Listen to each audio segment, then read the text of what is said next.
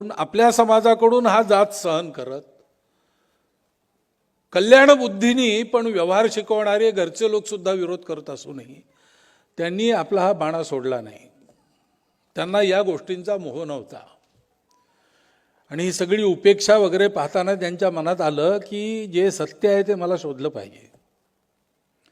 ते शाश्वत सुखाचं निधान आहे असं म्हणतात, ते काय आहे, तसं खरंच ते आहे का, सांगोवांगी जाणार नाही मी, प्रत्यक्ष प्रतीती पाहीन. आणि ती त्यांनी पाहिली, रामानंदाच्या संगतीत ती प्राप्त करून घेतली आणि त्यांना ज्ञान झालं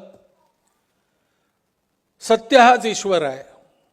ते सत्य असं सांगतं की मी सर्वभूती आहे आणि त्याच्यामुळे रूप नाम काही असलं तरी योग्यता एक आहे, मान सन्मान एक आहे, आपलेपणा सर्वांविषयी आहे, कोणीही उच्च नीच नाही. शास्त्रांचा आधार घेऊन पंडित लोक जे सांगत असतात ते खोटं आहे. जाती जातीच्या श्रेष्ठत्वाच्या कल्पनेमध्ये उच्च नीचतेच्या भोवऱ्यात अडकून आपण भ्रमिष्ट झालो आहोत.